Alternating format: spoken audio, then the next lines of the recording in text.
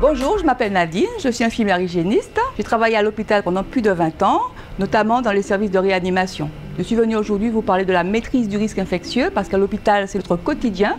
Mais depuis la crise sanitaire, le risque infectieux, il n'est pas seulement à l'hôpital, mais il est partout. Bonjour. Bonjour. Ne vous inquiétez pas, madame. Il ne faut pas se laisser comme ça. Hein. Je voulais juste vous dire bonjour. Hein. Non, mais je ne vais pas vous contaminer. D'accord, il n'y a pas de souci. Asseyez-vous, monsieur, prenez place.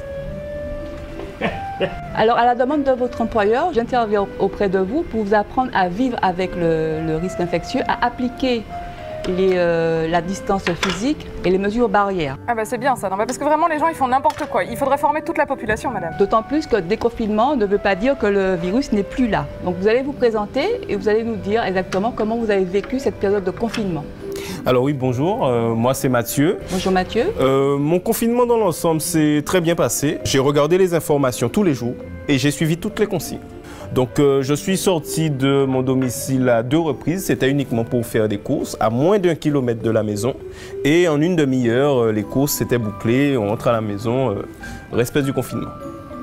Bah, moi c'est Anna, et ben moi je ne suis pas sortie du tout pendant le confinement, hors de question. C'est mon conjoint qui est allé faire des courses et là on a mis un processus très strict à la maison. Quand il rentre des courses, il enlève ses chaussures, les chaussures restent dehors, il enlève les vêtements restent dehors, la machine à laver est dehors, les courses restent dehors, il y a un lavabo, il lave tout au vinaigre, il sèche bien et il met dans le frigo qui est dehors. Attends, Bougar, là, t'es dehors aussi, hein?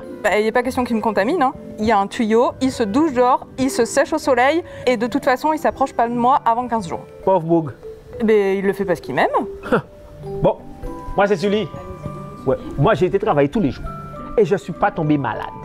On ne sait pas ce que c'est que tomber malade dans ma famille. Hein. Oui, non, mais déjà, regardez le gaillard, solide sur ses pieds. Non, mais vous avez suivi les infos. Que Covid-19, là, ça vient de Chine.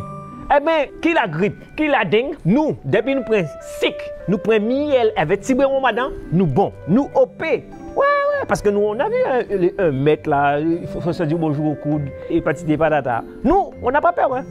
On n'a peur de rien. Attends, c'est déjà le carnaval chez toi. Tu gardes tes distances, ok? Alors effectivement, il faut savoir garder les distances. D'accord? Vous connaissez les autres gestes barrières? Les gestes barrières.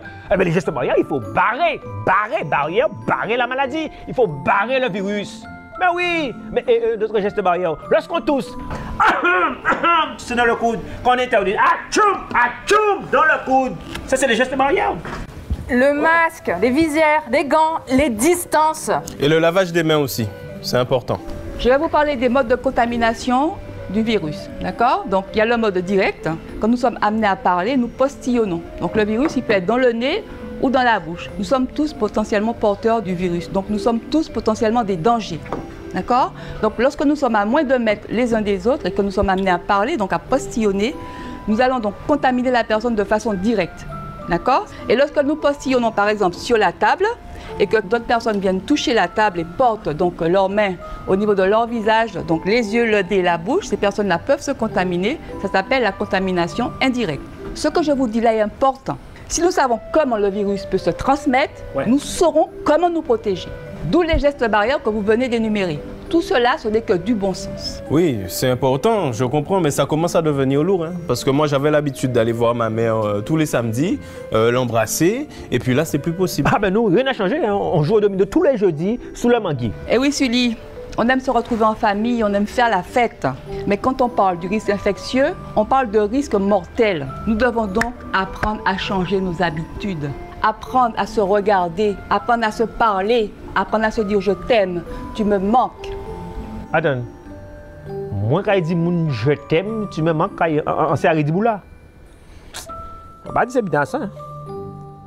Maintenant que vous avez appris à garder vos distances, Anna, êtes-vous prête à enlever vos protections? Bon, d'accord. Attendez, ne mettez pas vos mains gantées au niveau de votre visage, s'il vous plaît. Vous ne savez pas ce que vous avez dessus. Justement, j'ai remarqué que les gens font n'importe quoi avec les gants. Ils vont faire les courses, ils touchent le caddie avec les gants. Après, ils rentrent dans le supermarché, ils touchent les conserves, ils touchent les fruits.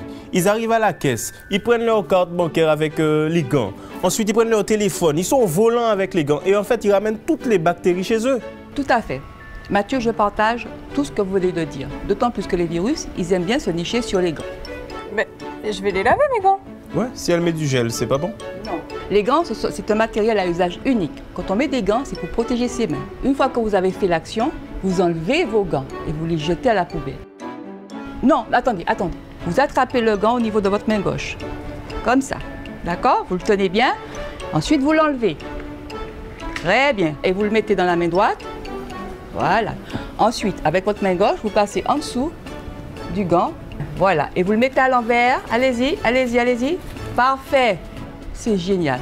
Mettez-le à la poubelle, s'il vous plaît. Voilà, mettez à la poubelle. Ça fait qu'on sait qu'il y a un paquet de gants au bochi, mais là, ils sortent en magasin là. Avec ces gants-là, ça, et ils gants là, quand ils la mettent là. Poisson a mangé gants là, et fait moins à manger poisson qui mange gants. Gants contaminés en plus. Ouais. Alors, nous allons applaudir Anna, parce qu'effectivement, après avoir enlevé les gants, il faut aussi se laver les mains. Vous avez tout compris? Ouais. Mais c'est pas obligé de dire ça, hein. Moi, déjà, ça. Oui. Ok. Eh bien, Sully, vous êtes formé, vous avez appris les bons gestes. Je compte sur vous pour partager autour de vous. Nous allons parler du lavage des mains. Ah, ça, je suis devenu expert. Tout se passe en 30 secondes minimum. Alors, vous appliquez le gel, vous frottez. Ensuite, vous faites le bout des doigts comme ça. Les pouces. Ensuite, vous emboîtez les doigts. Vous frottez comme ça. Au-dessus des mains, entre les doigts. Et on termine par les poignets. Voilà. Effectivement, Mathieu, les gestes sont là.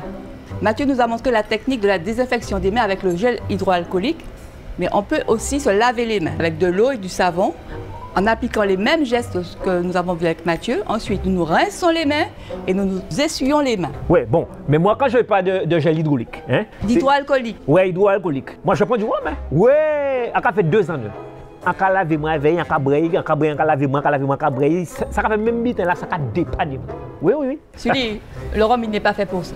Ah bon? Plus sérieusement, quand il n'y a pas d'eau, comment on fait? Parce que moi, j'habite dans une commune où il y a souvent des coupures d'eau. Alors, je suis équipé chez moi. J'ai une citerne. Mais quand on est au travail... Ah ben, c'est entreprise là, quoi fait même vite là? On y raison en haut. Et puis d'ailleurs, pour désinfecter ces bureaux-là, il faut y faire aussi. Bah oui, hein, parce qu'on parle du lavage des mains, mais il faut tout laver. Hein. Et les vêtements aussi. Hein. À la maison, c'est 90 degrés direct. Vous pouvez laver vos vêtements à 60 degrés pendant 30 minutes. Pour les masques en tissu, c'est la même chose. Moi, ni moi. Depuis le début au confinement là, 2 mois ni. Oh, Sully, combien de fois avez-vous déjà lavé votre masque? Mais jamais! En pas quand tomber malade. Attends, mais pour le masque, il y a des règles aussi. Hein? Alors d'abord, il faut se laver les mains. Ensuite, on vérifie le sens. Et une fois qu'on a mis le masque, quel qu'il soit, c'est maximum 4 heures. Eh bien Mathieu, Parfait. pendant on a fait formation là, place à madame là.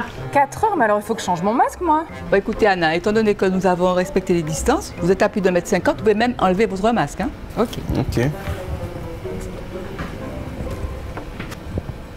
Ouh, parfait. Vous avez remarqué qu'elle a touché le masque au niveau des élastiques. Vous pouvez aller le mettre à la poubelle. Donc, vous avez remarqué qu'Anna, elle s'est désinfecté les mains avec la solution hydroalcoolique, après avoir mis son masque à la poubelle. D'accord? Qui peut maintenant nous expliquer comment on met un masque? Mais moi je peux. Vous? Eh oh! Ah pas ni là. Oh, des masques ni masques. Ni un ni deux masques. Et il propre. Oh là. Regardez, il a chassé. Alors, Sully, vous allez vous désinfecter les mains, bien répartir la solution. Ouais, il y en a l'autre. Tout à fait. Ça sera mieux. Voilà. Vous le mettez dans le bon sens. Hein. Cherchez Dans le bien bon le sens, d'accord? Voilà le sens. Vous faites passer les élastiques derrière. Oui. Vous le faites descendre au niveau du visage. Très Voilà. bien. OK. Voilà. Votre nez et votre bouche doivent être dans le masque. Et une fois posé, ou pas qu'à main encore. Là, jamais. Là, jamais. Là, jamais. Là, jamais. Bon, j'avoue que tous les jours nous sommes obligés de vivre avec le coronavirus là. C'est pour ça qu'on fait des belles petits masques bazotes, des petits masques fraîches. Mais, les autres étaient en feeling. Comment? Réel. C'est plus autres.